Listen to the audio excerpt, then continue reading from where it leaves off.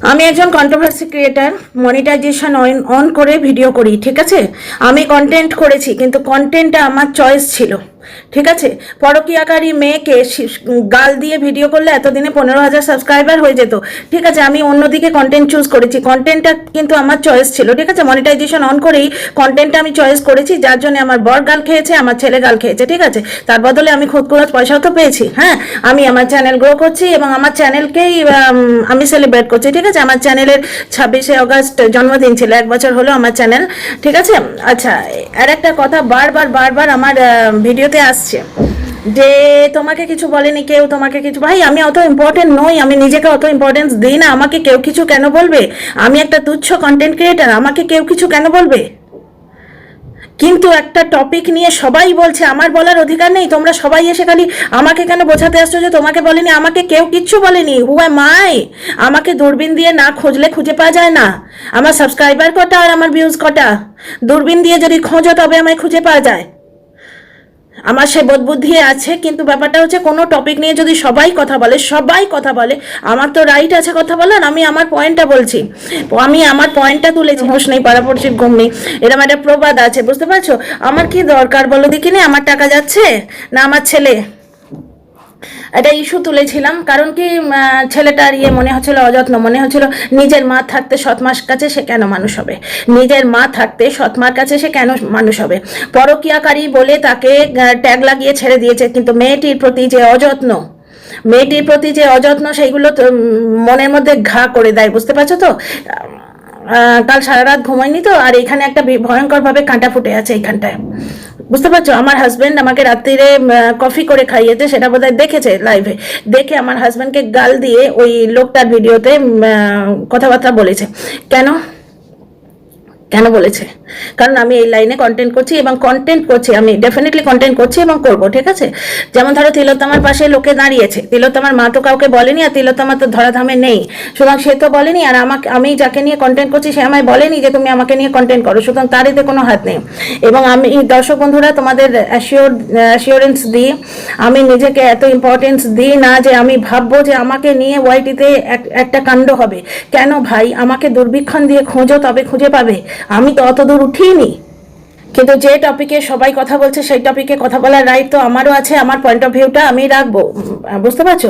Legal process endless, বুঝতে পারছো, অনেক দিন চলে। কাস্টাডি কেস করলে আরও দেরি হবে, আরও চলবে, ঠিক আছে। তো ঠিক আছে, কোনো প্রবলেম নেই, যেটা চলছে ডেফিনেটলি ভার্চুয়াল জগতের মানুষ, আমি পাশে দাঁড়াতে পারবো না। আমি প্রশ্ন যদি লিগাল টিমকে তুলে থাকি, আমার পার্সোনাল ইন্টারেস্ট নেই। ভেবেছিলাম মাটার কষ্ট হচ্ছে, কারণ মাটার জন্যই তো, জন্যে নয়, মাটার জন্যে নয়, আমি মাটাকে কন্টেন্ট করেছি, করে আমি খাচ্ছি, ঠিক আছে। আমি খাচ্ছি ওই মাকে কন্টেন্ট করে, তো আমি তার আগে খেতে পেতাম না।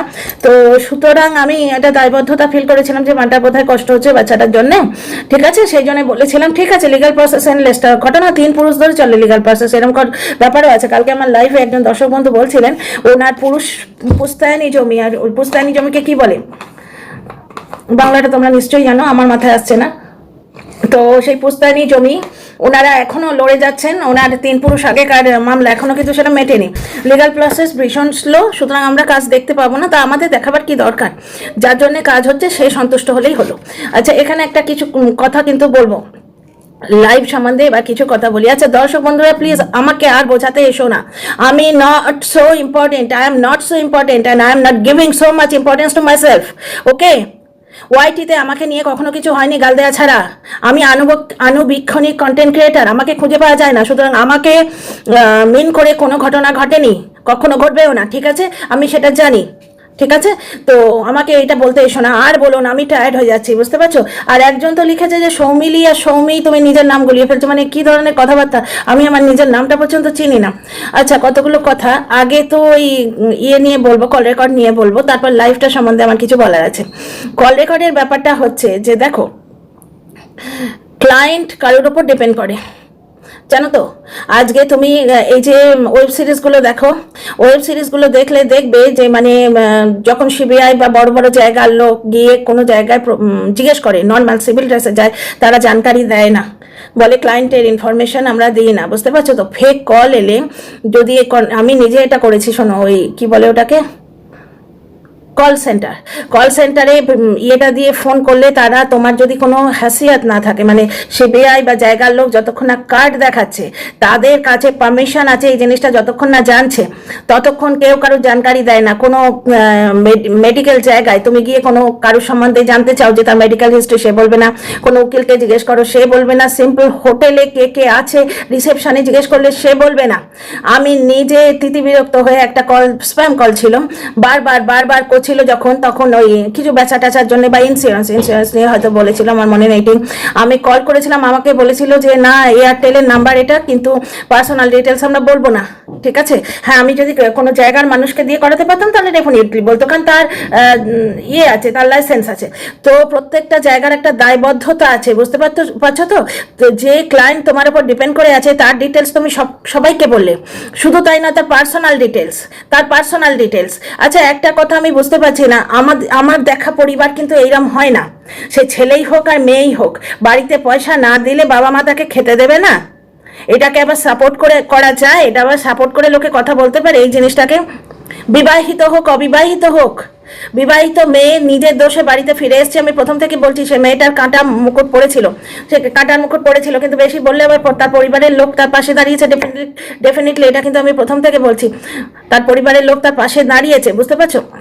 কিন্তু একদম সেই আদর করে মাথায় তোলেনি। ভদ্রলোকের বাড়িতে হোয়াটসঅ্যাপ চ্যাট করে এলে একদম আদর করে না মানুষ, ঠিক আছে, কিন্তু তাকে থাকতে দিয়েছিল। কিন্তু ব্যাপারটা হচ্ছে, পয়সা না দিলে খেতে দেবে না, এটা কেমন পরিবার? এরকম তো আমি শুনিনি কখনো। এবং এই কথাটি গিয়ে অপোনেন্ট পক্ষকে বলে দেয়া হচ্ছে। অপোনেন্ট পক্ষ কেন বলবো না, কারণ এই যে কন্টেন্ট ক্রিয়েটারটি, যিনি লতায় পাতায়, দেখো তো সে কোনটা, মানে এখানে ওয়াইটিতে গ্রুপিজম চলে, তো ভাই সে কার বন্ধু, সে কোথায় আছে, লতায় পাতায় সেই জিনিসটা অন্য জায়গায় পৌঁছবে, এই ইকুয়েশনটা কি বার করে নেওয়া যায় না? আমরা কি বলবো, আমরা কোনো একটা লোকের কাছে যদি, মানে লোকের কাছে না, কোনো একটা সংস্থা তার বডিগার্ড, তার কাছে সারেন্ডার করে নিশ্চিন্ত হয়ে থাকি যে নাও আই এম প্রোটেক্টেড, মানে রক্ষক যদি ভক্ষক হয়, কিন্তু লোকে কেউ প্রশ্ন তুলবে না। সুতরাং এখানে আমি প্রশ্ন তুলে করবোটা কি? আইওয়াজ দেওয়ার চেষ্টা হচ্ছে, বারবার খালি আইওয়াজ দেওয়ার চেষ্টা হচ্ছে, এইভাবেই জানে এভরিথিং জায়েজ, সব কিছু জায়েজ। আজকে ক্লায়েন্টের হয়ে কি কি লিগাল স্টেপ নেওয়া হচ্ছে সেগুলো গিয়ে বলে দেওয়া হচ্ছে। আমি এর আগে তোমাদের বলেছিলাম, মাদারহাটের ব্যাপারটা লোকে জানলো কি করে, এই কোয়েশ্চেনগুলো ওঠে। পার্টিকুলার কোনো মানুষকে আমি বলছি না যে কোনো একটি মানুষ তার কল রেকর্ডিং বেরিয়েছে মানেই পৃথিবীর সমস্ত হাঁড়িটা সেই ভেঙেছে, না, পৃথিবীর সর্বশ্রেষ্ঠ ভিলেন সে, তা বলছি না, কিন্তু কোয়েশ্চেনগুলো তো মাথায় ওঠে। মাদারহাটে যাবার আগে কন্ট্রোভার্সি ক্রিয়েটাররা জেনে গেল যে সে মেয়েটা মাদারহাটে যাবে। ভাই আমি এবারে এরম ঠাড়েই বলবো, যদি স্ট্রাইক খায় চ্যানেলটা আমার, আমি এই চ্যানেলে কন্টেন্ট করছি একজনকে নিয়ে, সুতরাং আমার কন্টেন্ট যদি আমার উপর বিরক্ত হয়, সে আমার স্ট্রাইক দেবে। তো আমাকে একটু সাবধানে আবার বলতে হবে। আর তোমাদের কাছে করবত নিবেদন, কারুকে নাম নিয়ে আমার কমেন্ট বক্সে লিখো না। আমার কমেন্ট বক্সে কারোর নাম নিয়ে যদি লেখো, তার মানে বুঝে নেবো আমাকে স্ট্রাইক খাওয়ানোর প্ল্যান করছো নাকি। তো যাই হোক, কারণ নাম নিয়ে যদি আমার কমেন্ট বক্সে লেখো, আমি কিন্তু সেটা ডিলিট করে দেবো, ঠিক আছে। আর একটা কথা জেনে রাখো, আমি আমার নিজেকে এতটা ইম্পর্টেন্স দিচ্ছি না, আমার জন্য কিচ্ছু হয়নি, কিন্তু হাজারটা লোক বলছে আমি তো হাজার লোকের মধ্যে তো একজন। রক্ষক যদি ভক্ষক হয়, সেই জিনিসটা দেখতে পাচ্ছি। আমার খুব একটা জিনিসটা ভালো লাগছে না যে ক্লায়েন্টের গোপন তথ্য গিয়ে অন্য একটা মানুষকে বলে দেওয়া হচ্ছে, সবাইকে বলে বেড়ানো হচ্ছে, মানে একটা সামান্য অন্য মানুষ, তাকে গিয়ে ক্লায়েন্টের গোপন তথ্য, এমনকি তার পারিবারিক তথ্য, সে পরিবারে পয়সা দেয় তাই তার কদর, এই যে সমস্ত জিনিসগুলো কালকে কল রেকর্ডিংয়ে শুনলাম। এখানে আর একটা জিনিস, ব্যাপারটা হচ্ছে যে এবার বললে তখন আবার সেই এসে যাবে যে রক্তের সম্পর্ক, ভালো সম্পর্ক, বুঝতে পারছো, রক্তের সম্পর্ক এবং ভালো সম্পর্ক। তো ভালো সম্পর্ক খুবই ভালো, বুঝতে পারছো, আমি তো ভার্চুয়াল জগতের মানুষ, ভালো সম্পর্ক খুবই ভালো, আমি কাউকে কিছু বলছি না, কিন্তু আমার যেটা মনে হচ্ছে ইমোরাল, আমি শুধু সেইটুকু বলছি, ঠিক আছে। আচ্ছা, একটা কথা দেখো, সাইবার বুলিং এর ভয়ে অন্য একটি মানুষকে টেনে এনে বলা, এটা কি খুব ভালো জিনিস? যে একদম নির্দোষ, যে এই সাথে পাঁচে নেই, তাকে বারবার নামিয়ে আনা হচ্ছে এই কন্ট্রোভার্সিতে কেন নামিয়ে আনা হচ্ছে? কারণ ইন্দিরা যে সে এই কেসটা থেকে বেরিয়ে গেছে, একটা জায়গায় একটা বিশাল কেস করার প্ল্যান ছিল, সেই দিকটা অফ হয়ে গেছে। এবার নতুন কেস টেস যদি কিছু পেতে হয়, তাহলে একটা জট তো পাকাতে হবে। সেই জট পাকানোর জন্য একটা ইনোসেন্ট মানুষ যে সাথে নেই, পাঁচে নেই, নিজের নিয়ে আছে, তাকে একটা কন্ট্রোভার্সিতে টেনে আনার প্রাণপণ চেষ্টা হচ্ছে, এবং সেটা সম্ভব হয়েছে একটি কল রেকর্ডিং এর জন্য, একটি মানুষের জন্য যে গিয়ে রুমালিকে নিয়ে অনেক কথা বলেছে। এবার রুমালি আমার মনে হয় রিয়াক্ট করবে না, আমার মনে হচ্ছে রুমালি রিয়াক্ট করবে না, রুমালি এতে নেই, কোনো জিনিসেই নেই, আমার মনে হচ্ছে রুমালি এতে নেই। বুঝতে পারছো, নিজে সাইবার বুলিং এর হাত থেকে বাঁচার জন্য এই ননদের গল্পটা ফেঁদেছে, এটা আমার ধারণা। ঠিক আছে, তারপরে তোমরা আমাকে বলো তোমাদের কি ধারণা, এটা আমার ধারণা। কন্ট্রোভার্সি ক্রিয়েটার হিসেবে কিছু অনুমান করে নিতে হয় না, তাই অনুমান করে নিচ্ছি। আমি তো কন্টেন্ট করছি, তো আমার কন্টেন্টকে সাপোর্ট করার জন্য আমি তো আমার কিছু যুক্তি দেবো, মনিটাইজেশন অন করে আমি কিছু যুক্তি তো দেবো। রুমালি যেরকম তার হাব ভাব দেখিয়েছে, একটা টাইমে ও যে নিজে ওয়াইটিতে বেশ কিছু তথ্য এনেছিল, নিজে স্বীকার করেছে, তারপর কিন্তু ও বলেছে যে আমি এখানে নেই, এইটার মধ্যে আমি আর নেই। ঠিক আছে, এইবার ওকে বাজে পিসি বলা হয়েছিল বলে ও লাইভ করে বলেছিল, এবং এটি নির্যাতিতা মেয়ের পাশে দাঁড়িয়েছিল। ও জানতো যে ওই মেয়েটির পাশে দাঁড়ালে ওকে সাইবার বুলিং এর শিকার হতে হবে, তবু সে দাঁড়িয়েছিল। বুঝতে পারছো, কিন্তু যখন সুদূরের বন্ধু বলে হিন্টটা দেয়া হলো, তখন কি কোথাও থেকে কোনো প্রতিবাদ এসছে? যার পাশে দাঁড়ানো হয়েছে সেও কোনো প্রতিবাদ করেছে কি আমি জানি না, হয়তো করেছে, নিশ্চয়ই করেছে। ঠিক আছে, আচ্ছা, এই জ্বলন্ত কোয়েশ্চেনগুলো আমি তুলতে চাই। ঠিক আছে, যে আমার মনে হয় রুমালি আসবে না, কোনো কন্ট্রোভার্সিতে সে আসবে না, কারণ সে এই জিনিসটার মধ্যে থাকতে চায় না। যেমন আমি বলছি, এই লিগাল টাইম লিম কাজ করলো কি না করলো এই ব্যাপারটার মধ্যে আমি আর থাকতে চাই না। আমি ভেবেছিলাম মা কাঁদছে, মার কষ্ট হচ্ছে, সেই জন্য বলতে গেছিলাম। লিগাল টিম 3 পুরুষ ধরে চলে, আমি জানি 3 পুরুষ ধরে চলুক না, বাচ্চাটা বড় হয়ে যাবে, বাচ্চা ছেলে হবে, নাতিকে তো পাবে কাছে। ঠিক আছে, তো যাই হোক, অনেক স্লো আমাদের 140 কোটি দেশ, লিগাল কেস প্রচন্ড স্লো, ভীষণই স্লো। হ্যাঁ, আমি তো দেখছি ডিভোর্স কেস কোথাও হয় না, কেউ কাস্টাডি পাই না, আর পেলে অনেক বছর পরে পায়। সুতরাং কি কি ইয়ে আছে, কোনো কিসের এত কিউরিয়াসিটি? কাজ হবে, আমরা দেখতে পাবো। বুঝতে পারছো, কাজ যখন হচ্ছে তার ফল হবে। কারণ ওই তো ম্যাডাম অনেক কথা বললেন যে এত সব কাজ হয়েছে। বুঝতে পারছো, এইবার ম্যাডাম নিজের স্কোর করার জন্য বললেন কি না, যে আমি এত বাধা বিপত্তি ক্রস করে একটা মানুষের পাশে দাঁড়িয়েছি। বুঝতে পারছো, এটাও একটা বলার কিন্তু ব্যাপার আছে। তা ম্যাডামের কাজকর্ম আমার বেশ ভালো লাগছে, কারণ উনি লাস্টে যখন এন্ড করলেন, উনি কিন্তু প্রত্যেককে সমানভাবে গুরুত্ব দিলেন। বেশ কিছু মানুষকে উনি বললেন তোমরা ছাড়া আমি কিছুই করতে পারতাম না, কারণ তারা ভুল করছে, রং সাইডকে সাপোর্ট করছে, কিন্তু তারা কাজ করছে কিছু, সেই কাজটার কিন্তু উনি অ্যাপ্রিসিয়েশন দিলেন।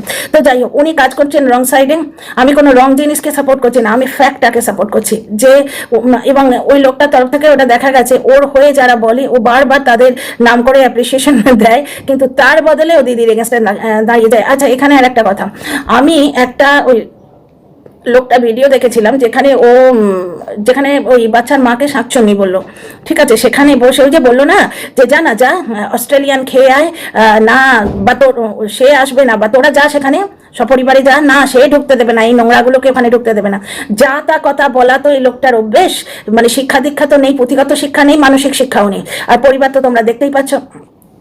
এইখানে একটা জিনিস দেখো, তখন আমি বুঝতে পারছিলাম না হঠাৎ দিদিকে কেন অ্যাটাক করছে, এখন বুঝতে পারছি দিদিকে কেন অ্যাটাক করছে। কারণ এই কল রেকর্ডগুলি হাত বেয়ে জায়গায় পৌঁছেছে, এমন জায়গায় পৌঁছেছে যার থেকে ওই লোকটার কাছে পৌঁছে গেছে যে তার দিদি, সে যার এগেনস্টে কেস করছে, সে যার এগেনস্টে দাঁড়িয়ে আছে, মানে তার প্রাক্তন ওয়াইফ, আইনিভাবে এখনো জড়ে আছে, কিন্তু সামাজিকভাবে প্রাক্তন ওয়াইফ, সেপারেটেড বললে বেটার হবে, সেপারেটেড ওয়াইফ, তাকে হেল্প করছে। সেই জন্য লোকটার আউটবাস ছিল এতদিনে, আমি বুঝতে পারছি। তখন কিন্তু আমার খুব রাগ হয়েছিল যে সে বেচারি দিদিটা, সে তো সাথে পাঁচে নেই, তোদের সর্বস্ব দিয়েছে, তোদের খাবার ব্যবস্থা করে দিয়েছে, চ্যানেলটা দিদি বানিয়ে দিয়েছে, রুমালি চ্যানেলটা বানিয়ে দিয়েছে। আজকে রুমালি বিষকন্যা, একজন কন্ট্রোভার্সি ক্রিয়েটার ভিডিও নামিয়েছে রুমালিকে বিষকন্যা বলে। অ্যাকচুয়ালি একটা প্রচন্ড চক্র শুরু হয়েছে রুমালিকে কন্ট্রোভার্সিতে টেনে এনে আবার বেশ কিছুদিন একটা কন্টেন্ট হবে। বুঝতে পারছো, কারণ ঝিমি রিতমের কেসটা আপাতত কোনো কন্টেন্টে নেই, ইন্দিরা সরে গেছে, কন্টেন্টের জায়গায় কোনো কিছু নেই, একটা বিরাট গ্যাপ। বুঝতে পারছো, সেইখানে কন্টেন্ট দেবার জন্য। আর এই জ্বলনের যে এক্সট্রা ম্যারিটাল অ্যাফেয়ার, কারণ আমি ভাই এথিক্যাল মানুষ, সুতরাং ডিভোর্সের আগে ব্যাপারটা এক্সট্রা ম্যারিটাল বলেই আমার মনে হচ্ছে বেআইনি জিনিস। এবার সেপারেশনে থাকলে সেটা লিগাল হয়ে যায় কি না, সেটা তোমরা যারা শিক্ষিত লটা পড়েছো তারা তোমরা নিশ্চয়ই বলো যে দীর্ঘদিন 1 বছরের মতো সেপারেশনে থাকলে লিগাল হয়ে যায় কিনা। আমি ল পড়িনি, আমি জানি না, কিন্তু সামাজিকভাবে এটা গ্রাহ্য নয়। সামাজিকভাবে এটা গ্রাহ্য নয়, কিন্তু সেই লোকটার বাবা মা মেনে নিয়েছে।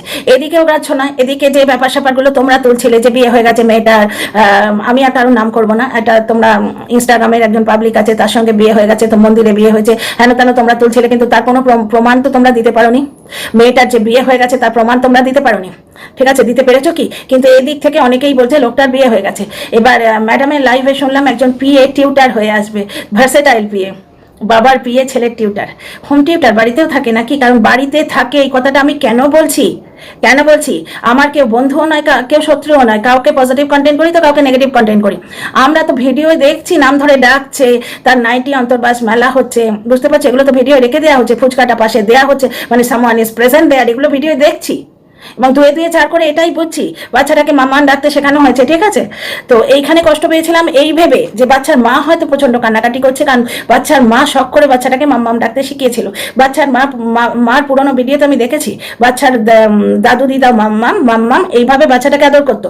বাচ্চার মা কষ্ট হচ্ছে ভেবে, লিগাল প্রসেসে ডিলে হচ্ছে ভেবে, বাচ্চার খাওয়া দাওয়া ঠিক হচ্ছে না ভেবে, আমি মেনলি বাচ্চার মার কষ্ট হচ্ছে ভেবে লিগাল টিমের বিরুদ্ধে প্রশ্ন তুলেছিলাম, কিন্তু বাচ্চার মার কষ্ট হচ্ছে না, বাচ্চার মা ওকে উইথ দ্য ডিলে, ঠিক আছে, লিগ্যাল প্রসেসে ডিলে হয়। সুতরাং হু এম আই ভাই, যার বিয়ে সে তো বুঝবে, পাড়াপড়শি হোঁ সারিয়ে কি করবে। বাচ্চার মা লিগ্যাল টিমের সঙ্গে স্যাটিসফাইড, সুতরাং আই এম আউট, আমি এই ব্যাপারটাতে আর নেই ভাই। 3 প্রজন্ম ধরে কেস চলুক, ঠিক আছে, 3 প্রজন্ম ধরে কেস চলুক, লিগাল প্রসেস দেরি হয়, প্রচন্ড দেরি হয়, 140 কোটি দেশ আমাদের, ফিতে বাঁধা কেস থাকবে, চলুক, ঠিক আছে। আমার কাজ দেখে কি হবে, ওয়াইটিতে কন্টেন্ট পাবো, কন্টেন্ট করব, প্রচুর কন্টেন্ট থাকবে, এদিক ওদিক থেকে বিভিন্ন লাইভ দেখো তুমি, প্রচুর কন্টেন্ট পাবো।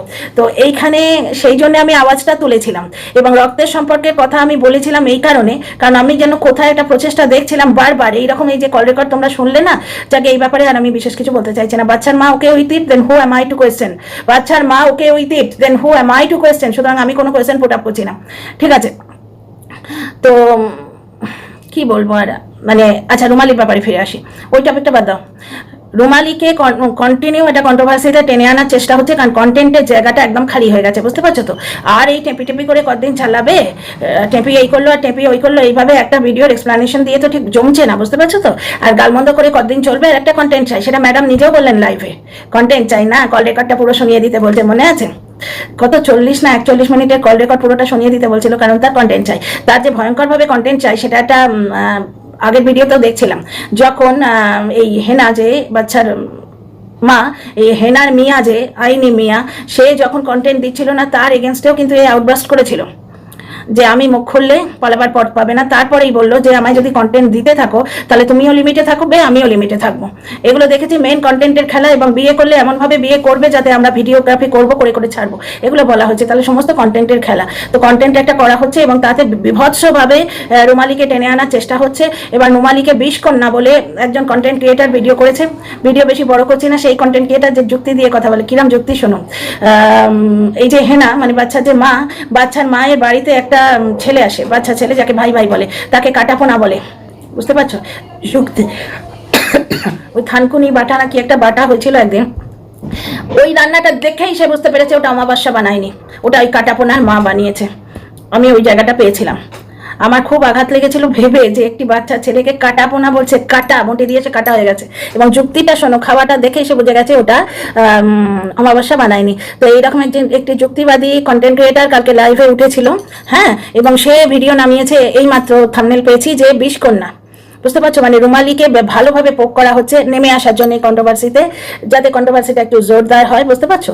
এবং সে আসবে কি, ম্যাডাম যেটা লাইভে বললেন, সে আসুক, এফআইআর করুক, এফআইআরটাও যেন আমি শুনলাম, তার মানে আবার একটা কেস, মানে কন্টেন্টকে কন্টেন্ট, কেসকে কেস, মানে সে আম কি আম গুটলিও কাদাম।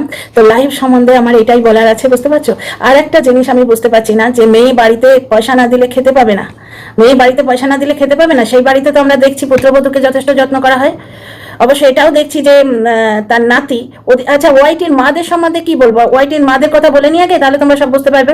একটি মা বাড়িতে 12 লাখ টাকা সোনা আছে, প্রথম সন্তানকে তাড়িয়ে দিল। একটি মা বলল যে আমার একটাই নাতি, মানে ছেলেটাই নাতি, আমার মেয়ের ছেলে নাতি নয়, বুঝতে পারছো। মা সে আরেকটি মা পুত্রবধূকে বুকে করে ধরে রাখেন, পুত্রবধূর খাওয়া দাওয়া নিয়ে উনি যথেষ্ট চিন্তিত, বলেন মুখের মধ্যে বাচ্চার মতো ভাত দলা করে নিয়ে বোতল দিয়ে জল দিয়ে খায়, কিন্তু তার নিজের নাতি, মেয়ে তো সন্তান ঘোষ, মেয়ের সন্তানও নাতি, তার নিজের নাতি যখন অন্য একটি মহিলাকে মা বলে ডাকে, তিনি বিন্দাস বসে বসে ডিল করতে থাকেন, ঠিক আছে। তো আরেকটি মা ডিপিতে বাচ্চার ছবি দেয়, নিজেরা বাচ্চার ছবি দেয় টুকটুকে, বেশ মিষ্টি লাগে, মাটিও খুব মিষ্টি আর বাচ্চাটিও খুব মিষ্টি। ডিপিতে খুব সুন্দর একটা ছবি দেয় মা ছেলের, ঠিক আছে। দেয়ালে কিল ঠুকে বাচ্চার ছবি লাগায়, কিন্তু সেই বাচ্চা আসতে, তার বাচ্চা তার কাছে আসতে দেরি হচ্ছে কিনা জিজ্ঞেস করাতে সে কমিউনিটি পোস্ট দেয়। হ্যাঁ, কমিউনিটি পোস্টটা সবার জন্য দেওয়া হয়েছে। দর্শকরা প্রশ্ন করেছে, ডিফারেন্ট কন্টেন্ট ক্রিয়েটার যাদের দলে আমি পড়ি না, কিন্তু কারণ আমি আনুবীক্ষণিক কন্টেন্ট ক্রিয়েটার, আমি নিজেকে অত ইম্পর্টেন্স দিই না ভাই। সুতরাং দর্শকরা জনে জনে আমায় বলতে এসো না, বুঝতে পারছো? আমি কোথায়, আমাকে খুঁজে পাবে কি? আমি ভিডিও লিঙ্ক না দিলে তোমরা খুঁজে পাবে না। আমার চ্যানেল তো গ্রো করেনি, কিন্তু গ্রোন আপ চ্যানেলেরও অনেকে বলেছে, সুতরাং সবাইকে নিয়ে বলা হয়েছে, স্বাভাবিক তো। আমরা ভার্চুয়াল জগতের মানুষ, যে লোকটা বাস্তবে তার পাশে আছে সে তার কাছে অনেক ইম্পর্টেন্ট। আমি অনেক কথা বলেছিলাম ভিডিওতে, তো তাই আমি ক্লারিফাই করেছি ব্যাপারটা। দেখো, ফেসবুকে নাম্বার রয়েছে, সেই নাম্বারে কন্ট্যাক্ট করে ফ্ল্যাট দেওয়া হয়েছে, এবং সেই ফ্ল্যাট নিয়ে কেলেঙ্কারি করে কিভাবে মেয়েটাকে থাসা হলো। আমাকে থাসা হয়েছে কি, মেয়েটাকে 24 ঘন্টা মানে সেই ফ্ল্যাট মালিকের বাড়িতে চলে যাওয়া হচ্ছে, তার ফ্ল্যাট মালিকের বাড়িতে নয়, সেই ফ্ল্যাটে চলে যাওয়া হচ্ছে। একটি কন্টেন্ট ক্রিয়েটার শাড়ি পরে ভিডিও করতে বসলো, বললাম আমি ফ্ল্যাটে চলে গেছিলাম কিন্তু তালা দেয়া। তারপরে সেই ফ্ল্যাটে তান্ত্রিক হেন তেনো পুজো হেন তেনো নিয়ে মেয়েটাকে হেনস্থা করা হলো, এবং এই জিনিসটা করতে পারা গেল এই ফেসবুকে ফোনটার জন্য। সেই জন্য তো প্রশ্ন তুলেছি, কিন্তু আমার মনে হচ্ছে মেয়েটির কোনো প্রবলেম নেই। শুধু আমি কেন প্রশ্ন তুলি ভাই? আমি কেন প্রশ্ন তুলি? আমি আমার প্রশ্নগুলো সুদে আসলে ফেরত নিচ্ছি, with interest I am taking it back, বুঝতে পারছো? কোনো প্রশ্ন তোলার কিছু নেই। খুব সুন্দর কাজ হচ্ছে, খুবই সুন্দর কাজ হচ্ছে। লিগাল প্রসেস প্রচন্ড স্লো। এই তো আমার লাইফেই কাল একজন বলছিল 3 প্রজন্ম ধরে কেস হয়, বুঝতে পারছো? সুতরাং ঠিকঠাক সবকিছু হচ্ছে। ফ্ল্যাটটাও খুব ভালো ছিল। ফেসবুক থেকে যোগাযোগ করবে তো কোথাও না কোথাও থেকে যোগাযোগ করবে, সুতরাং সেখানে জল করবে ফোন নাম্বারটা, ঠিক আছে? তো ভাই, পার্সোনাল ব্যাপার আমি কেন বলবো? যার প্রবলেম নেই আমি শুধু বলবো কেন? ভালো সম্পর্ককে আমি বিগড়ে দিতে চাই? ভালো সম্পর্ককে আমি মোটেই বিগড়ে দিতে চাই না। আমি তো প্রথম দিকে বলতে এসেছিলাম ওই ভেবেই যে মেয়েটির পাশে দাঁড়িয়েছেন, তো মেয়েটির পাশে দাঁড়িয়ে আছেন, ঠিক আছে। কল রেকর্ডিংয়ে যেটা শুনেছি আমার আনএথিক্যাল লেগেছে, সেটা আমি বলেছি। তো ঠিক আছে, তো এই ভিডিওর বটম লাইন এটাই হচ্ছে যে রুমালিকে কন্ট্রোভার্সিতে টেনে আনা হচ্ছে, কারণ কন্টেন্টের জায়গায় একটা প্রচন্ড গ্যাপ ক্রিয়েটেড হচ্ছে। আর বড় করছি না, see you in the next video.